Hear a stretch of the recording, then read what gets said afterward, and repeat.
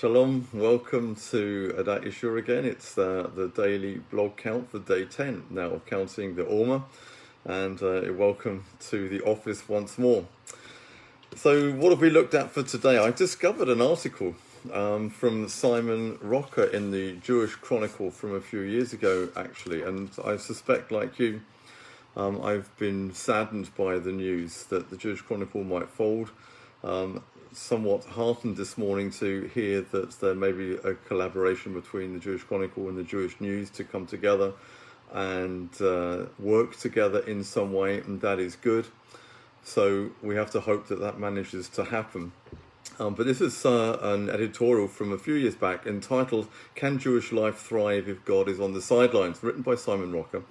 And it only just recently crossed my desk again as I was doing some research for my book, and I reread the article, and I thought, yeah, fascinating that the central concept and ideas of this still haven't changed. They're very much lively debate within the community.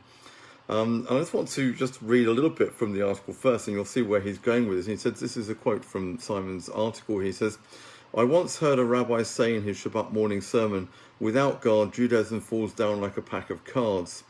There was a time when such a comment would seem so self-evident that you would wonder why anyone would make it." And of course, it's a very interesting comment on the back of this, that without God, Judaism falls down like a pack of cards. I mean, it seems so obvious, doesn't it, really? And yet, in today's world, maybe not so. I mean, he goes on and says, what had largely gone was the concept of a personal God who intervened in history and gave the commandments. This is the bit where it gets interesting, because Judaism today, it seems, relies less and less on the idea of a personal living God of Israel that we all worship and go to, a sense that God can not only hear our prayers but interact with us and come into our lives and break into our lives in a real way, in a meaningful way. That does seem to be a concept which is slightly less on the way, maybe a distant God. And you hear about Jewish people saying, well, God is a demiurge or an idea or some kind of impersonal life force who is governing this, some kind of historical first cause, or however we may want to sort of dress this up. But that is not the basis. It's not the background to what Judaism is in any way, shape or form. I remember one day being really shocked to read as something else I picked up and read about how many Orthodox rabbis call themselves atheists and see no contradictions in being an Orthodox rabbi and at the same time being an atheist. And the comments made around that when these people were being interviewed, kind of, well, look, we just do the commandments. That's all we do. We're Jews. We do the commandments. That's what it's about.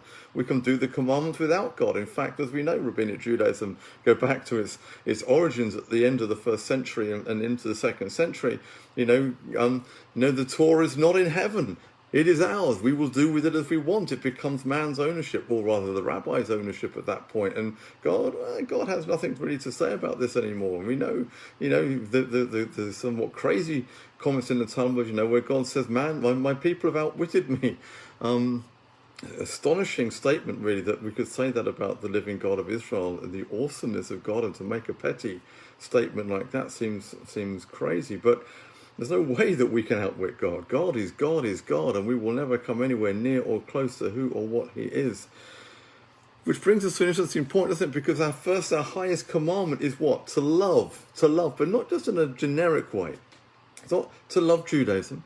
It's not to love Israel. It's not to love the Jewish people. Our highest commandment is to love the Lord our God with all our heart, strength and soul. To love God first and foremost. In other words, as a Jew, if that is our highest commandment in Judaism, is to love God, then Judaism cannot function if there is not a God to love. The whole thing indeed collapses in a pile. God has to be there. In fact, and again, not just a generic God. I say this often, I don't believe in God. I believe in the God of Abraham, Isaac and Jacob, the God of Israel, the God who says, "I am the Lord your God who brought you up out of Egypt." That's the God I believe in.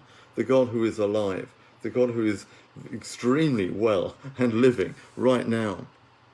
If we're not just told to have a relationship with each other as Jews, or relationship with Israel, or relationship with our communities, primarily we are commanded to have a relationship with the living God. He is central. Can Jewish life thrive if God is on the sidelines? Let's read that headline again. Absolutely not. Absolutely not. He is central. Why? Because Judaism is a revelation faith. The revelation that comes to us at Sinai comes down from God, down to earth to reach man. We would not know what righteousness is unless he had shown us and told us what it is. We wouldn't discover it in ourselves. This is not the distillation of man's wisdom. Truly it isn't, because why? We find that we actually want to do the very opposite of what is in those commandments by our own human natures. We cannot find righteousness without him. We cannot find justice without him. We cannot find faith, anything, unless God has first shown us and revealed himself to us. It's not just more observance will get us more spirituality or anything else. We're not into that. We're not into just being spiritual. We're into having a relationship and a walk with the living God of Israel. That's what we seek. That is what Judaism is really all about. If God is put to one side, there really is no point. Go back to just living your ordinary life and do what you want. Work out your own salvation. Do whatever you want to do.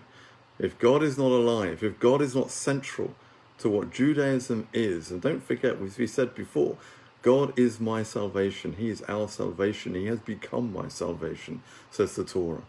In other words, salvation itself, who God is, his acts, his events in history are the core of what Judaism is, and anything else is a distraction. We have to keep our focus on that. Judaism will come alive again, be renewed again, if we allow God to renew it in our lives through his salvation, his Yeshua. Thank you for listening on this day. Bless you.